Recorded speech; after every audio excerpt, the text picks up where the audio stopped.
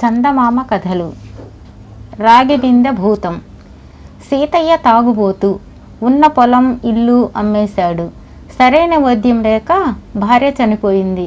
ఉన్న ఒక్కగానొక్క కొడుకు రాజయ్యను చలపతికి బానిసగా అమ్మేశాడు.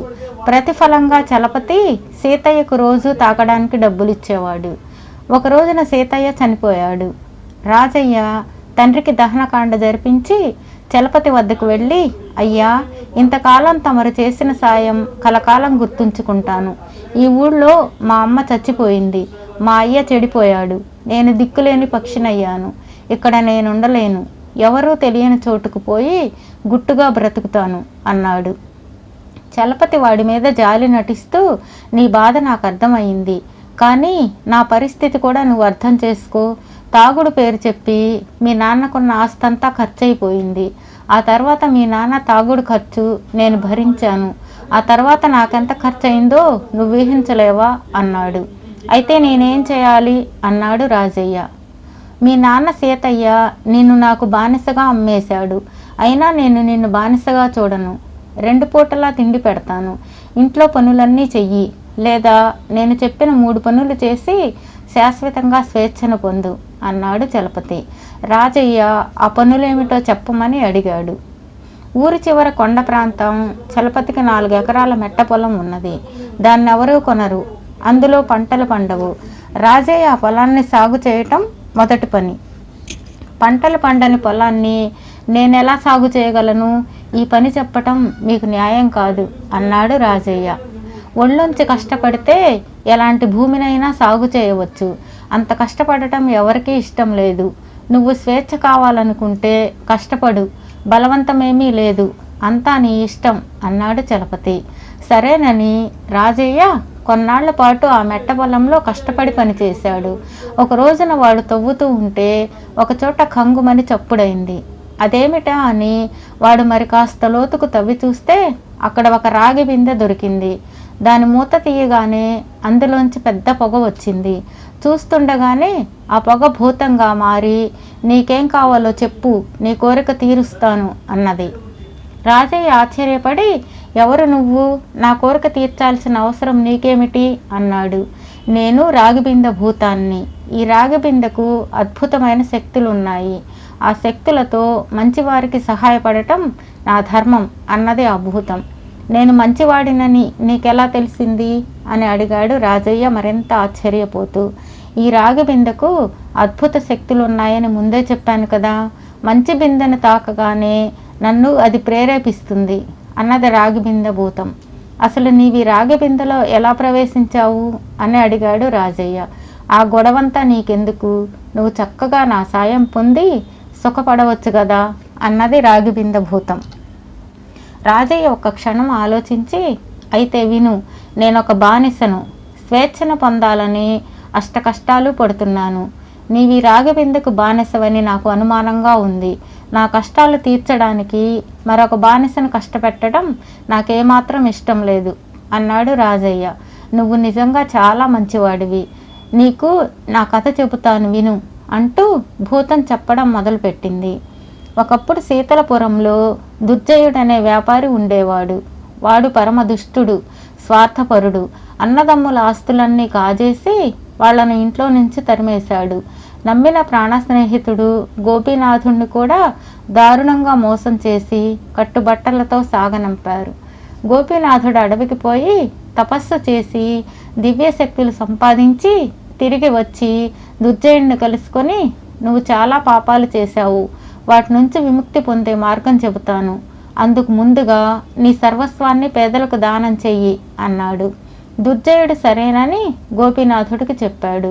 వాడు తన ఆస్తిపాస్తులన్నీ అందరికీ దానం చేసి వాళ్ళు మళ్ళీ తనకు తిరిగిచ్చే విధంగా రహస్య ఒప్పందం చేసుకున్నాడు. గోపీనాథుడు దుర్జయుడి ముందు ఒక రాగి బిందె ఉంచి, దీనికి అద్భుత శక్తులు ఉన్నాయి. మంచి మనసుతో దీన్ని తాకితే నీ పాపాలన్నీ హరించుకుపోతాయి. అప్పుడు మనమిద్దరం అడవికి వెళ్ళి మిగిలిన జీవిత కాలాన్ని గడుపుదాం అన్నాడు. దుర్జయుడు ఆ బిందెకున్న అద్భుత శక్తులేమిటో అడిగి తెలుసుకొని, నేను అడవికి రాను, ఈ బిందెను నాకు అప్పగించి వెళ్ళు అన్నాడు. ఇందుకు గోపీనాథుడు ఒప్పుకోలేదు. దుర్జయుడు ఆ బిందెను బలవంతంగా తీసుకోబోయాడు. అంతే వాడొక భూతంగా మారిపోయి బిందెలోకి వెళ్ళిపోయాడు. గోపీనాథుడు నిట్టూర్చి, స్నేహితుడు కదా అని సాయపడాలనుకున్నాను. నీకింకా విముక్తి కలిగే యోగం కలగలేదు. ప్రస్తుతానికి నిన్ను భూస్థాపితం చేస్తాను. నీలో మంచి బుద్ధి పుట్టేనాటికి నీకు ఒక మంచివాడు తటస్థపడతాడు. వాడికి సాయపడు. నీ పాపాలు తొలగి నీకు మోక్షం లభించవచ్చు అన్నాడు. ఆ విధంగా రాగిబిందెతో సహా భూస్థాపితమైన దుర్జయుడు ఎన్నో ఏళ్లుగా గోపీనాథుడికి శాపనార్థాలు పెడుతూనే ఉన్నాడు. ఇదంతా జరిగి 100 ఏళ్లకు పైగా అయిందేమో. ఈ మధ్యనే వాడిలో పశ్చాత్తాపం బయలుదేరింది. మంచి వాళ్లకు సాయపడాలన్న కోరిక పుట్టింది. అయితే నీ పేరు దుర్జయుడన్నమాట. నా కథ కూడా విను అంటూ రాజయ్య భూతానికి తన కథ చెప్పాడు. భూతం వెంటనే, అద్భుత శక్తులున్న నాకు ఏ పని కష్టం కాదు. ఈ మెట్ట పొలాన్ని సాగు చేయటం చిటికెల మీద పని అని ఏవో మంత్రాలు చదివింది.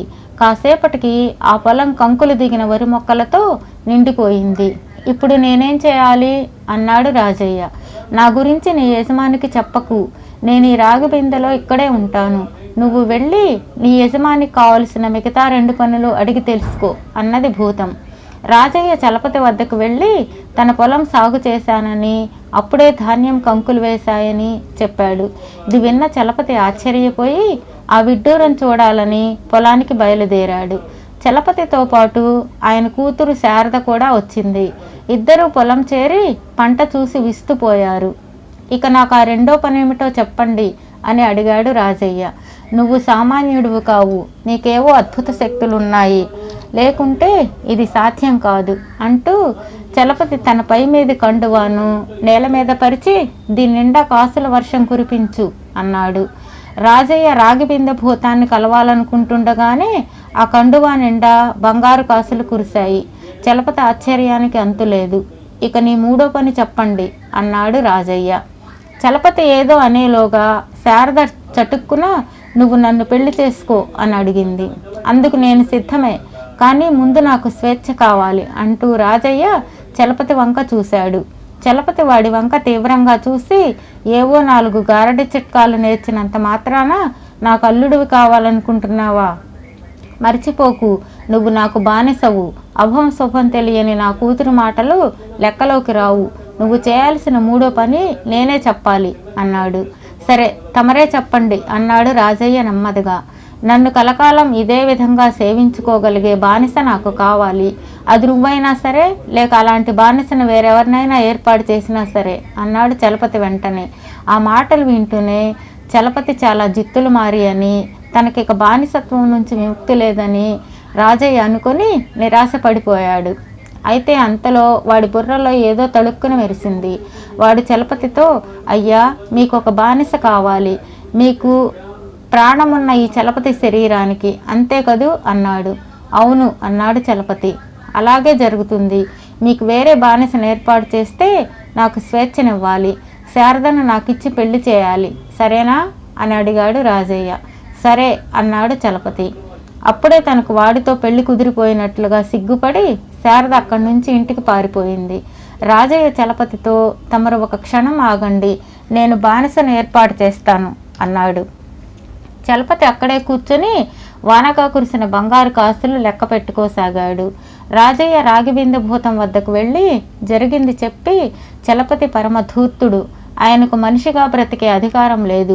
నువ్వు ఒకప్పటి చెడ్డ గుణాలు విడిచిపెట్టి మంచివాడివి అయ్యావు. ఇప్పుడు మీరిద్దరు స్థానాలు మారండి. చలపతి ఆత్మభూతమై రాగిబిందెలో ప్రవేశిస్తే నువ్వు చలపతి శరీరంలో ప్రవేశించి మంచి మనిషిగా ఉన్నంతకాలం జీవించు. నీకు నాకు ఒకేసారి స్వేచ్ఛ లభిస్తుంది అన్నాడు. రాగిబిందె భూతంగా ఉన్న దుర్జయుడు రాజయ్య తెలివిని మెచ్చుకొని వాడు చెప్పినట్టే చేసి తనే చలపతి అయ్యాడు. అప్పుడు రాజయ్య, అయ్యా, ప్రాణమున్న ఈ చలపతి శరీరానికి బానిసగా రాగిబిందె భూతాన్ని ఇస్తున్నాను. నేను చలపతి చెప్పిన 3వ పని చేసినట్టేగా, ఇక నాకు స్వేచ్ఛనివ్వండి అన్నాడు. అప్పటి చలపతి ఆత్మ భూతమై రాగిబిందెలో చేరి బయటకు రాలేక లబోదిబోమంటున్నది. చలపతి రూపంలో ఉన్న దుర్జయుడు ఆయనకు జరిగిందంతా చెప్పి, స్వార్థం మితిమీరితే ఎవరు తీసుకున్న గోతిలో వారే పడతారు. నీకు బానిస కావాలనుకుని నువ్వే బానిసవయ్యావు. అయితే నీ వంటి బానిసతో నాకేమీ పని లేదు. కాబట్టి రాగిబిందెతో సహా నేను భూస్థాపితం చేస్తాను. నా వంటి వాళ్లను సన్మార్గులుగా మార్చడంలో ఈ ప్రపంచానికి ఉడతా భక్తి సాయం చేయాలనే గోపీనాథుడి రాగిబిందెను సృష్టించాడు. తొందరగా నీ బుద్ధి మార్చుకో అన్నాడు. రాగిబిందెను భూస్థాపితం చేశాక వాళ్ళిద్దరూ ఇల్లు చేరారు. రాజయ్యకు శారదకు పెళ్లి జరిగింది. ఆ పెళ్లి జరిగిన కొద్ది రోజులకే చలపతి రూపంలో ఉన్న దుర్జయుడి ఆయువు తీరిపోయింది. తను సుఖపడుతూ 10 మందిని సుఖపెడుతూ కలకాలం జీవించిన రాజయ్య కారణంగా ఎవరికీ రాగిబిందె భూతాన్ని దర్శించే అవకాశం రాలేదు. భూస్థాపితమైన రాగిబిందె భూతం మరొక చలపతి కోసం ఎదురు చూస్తూ ఉన్నది.